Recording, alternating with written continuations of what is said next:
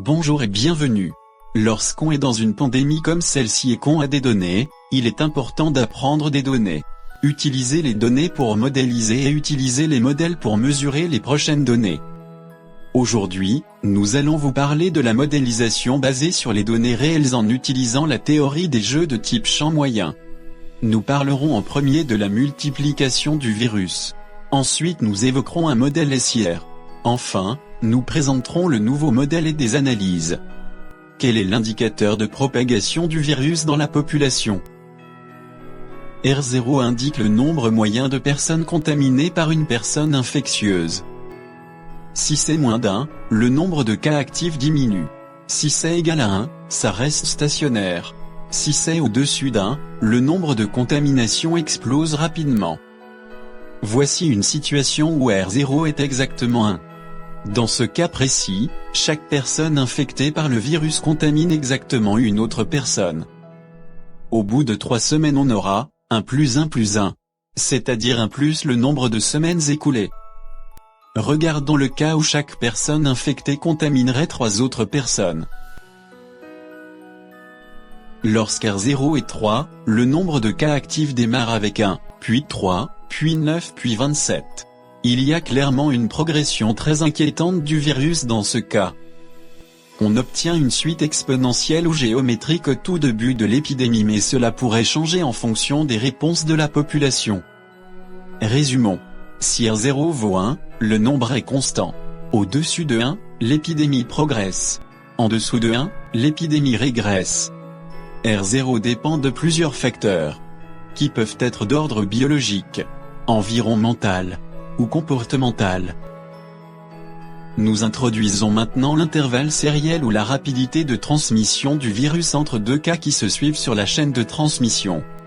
Considérons une population, par exemple, de 1000 personnes, avec une personne contagieuse au début. Si 2 cas consécutifs prenaient 10 jours, et avec un R0 de 5, cette personne contagieuse aurait contaminé 5 autres au bout de 10 jours. On aura donc 6 cas au total en 10 jours. Au bout de 20 jours, on aura 1 plus 5 plus 25, ce qui fera 31 infections.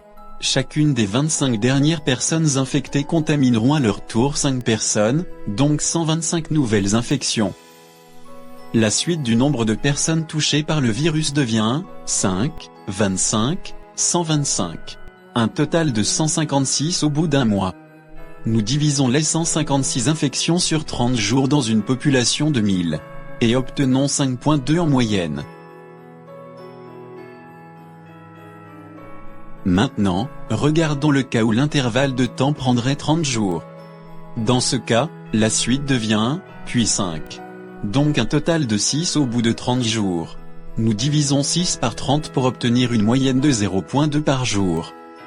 Nous retenons que, si l'intervalle de temps augmente, R0 diminue. Si l'intervalle de temps diminue, R0 augmente. Le taux de contact, la bulle de rencontre, ou le taux d'exposition au virus. La bulle de rencontre quantifie le nombre de personnes rencontrées par une personne contagieuse.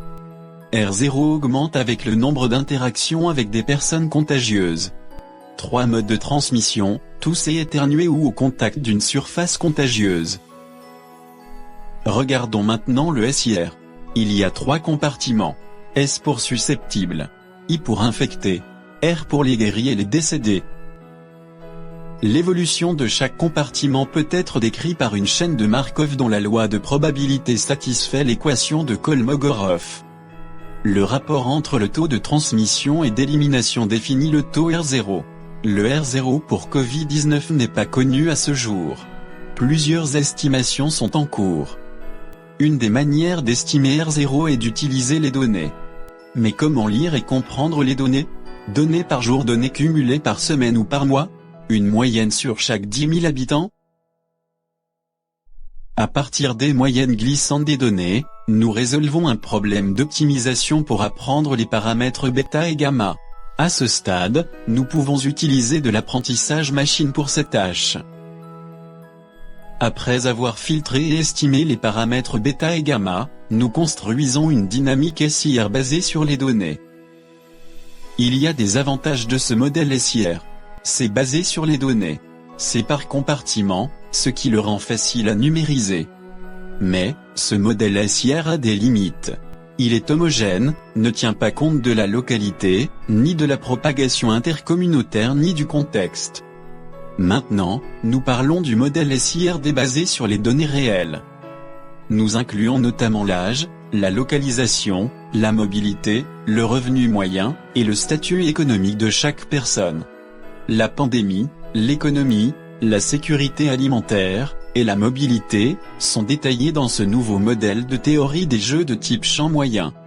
Les preneurs de décision sont, les individus, les entreprises, les autorités, qu'elles soient locales, régionales, nationales ou internationales. Le trilemme entre pandémie, économie et sécurité alimentaire est ainsi analysé. Nous identifions l'équilibre de Pareto parmi elles.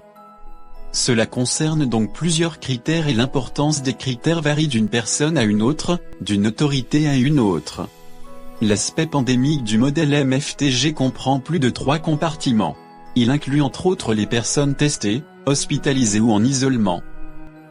Il comprend aussi les personnes non testées mais contagieuses, et les décès liés au virus mais non testés. Les données collectées sont fournies par les autorités. Nous analysons ces données et apprenons les paramètres clés en utilisant l'apprentissage stratégique profond. Les paramètres appris sont ainsi insérés dans le modèle MFTG. Ensuite, une analyse minutieuse est faite par la théorie des jeux de type champ moyen. Finalement, des décisions et des recommandations proviennent de cette analyse. Voici un exemple d'évolution sur les conséquences pandémiques et économiques pendant les 3 premiers mois. Ce modèle MFTG basé sur les données tient compte de l'inexactitude des données fournies, des erreurs de mesure, et des délais de mise à jour. Il est capable de voir des propagations virales, intercommunautaires, en zones rurales, et en zones urbaines. Il inclut une bulle pandémique, une mobilité locale, des déplacements par la terre, la mer, et les airs, des restrictions de déplacement, et le volume de temps travaillé sur les sites. La clé repose sur les personnes les plus exposées, et qui sont au contact de personnes contagieuses. Pour certains pays, il est crucial de bien traiter les données, extraire, et apprendre quelque chose qui a un sens. Une des façons de valider un nouveau modèle, c'est de le tester sur différentes structures de données de tout genre et de toutes formes. Ce modèle MFTG a été testé avec succès dans plus de 66 pays. Les données fournies doivent être vérifiées. Ces données sont souvent décalées, incomplètes, partielles et bruitées. Voici un exemple de courbe du nombre de cas actifs, qui n'est pas une droite, ni une exponentielle, ni une gaussienne, ni une forme en cloche. Nous visualisons l'évolution de la maladie Covid-19, à partir du 22 janvier 2020. À gauche, une carte des infections. À droite, une liste de 25 pays les plus touchés. Ces données peuvent être normalisées par la population ou le nombre de décès par 10 000 habitants. Il y a clairement une différence démographique et temporelle dans la propagation. Les vols internationaux, puis les déplacements locaux, puis les contacts directs avec les personnes contagieuses. Les bulles de contact, que ce soit au travail physique, dans le milieu des affaires, dans le transport en commun, les marchés, les pharmacies et les hôpitaux. La probabilité d'être exposé au virus est une des clés du modèle. Le noyau d'interaction avec une ou des personnes contagieuses est caractérisé par une distanciation physique.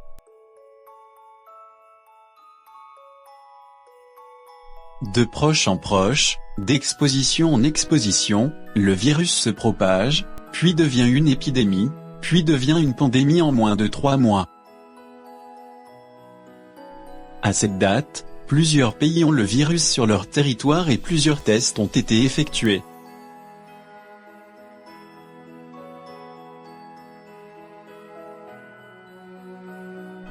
La bulle d'interaction avec les personnes contagieuses, la distanciation physique lors des contacts approchés, et la mobilité locale sont inclus dans les systèmes d'équation.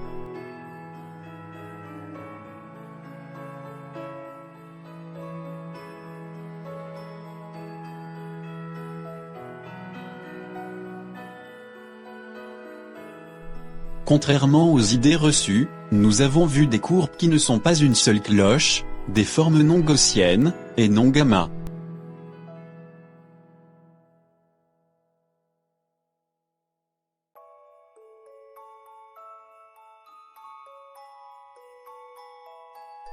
Les données sont dynamiques et changent assez régulièrement. Elles produisent des courbes qui sont souvent instables. Celles-ci génèrent des paramètres instables par tranche. L'analyse de la stabilité globale du système est inconnue à ce jour. Aussi, plusieurs épisodes de reprise communautaire ont été observés çà et là.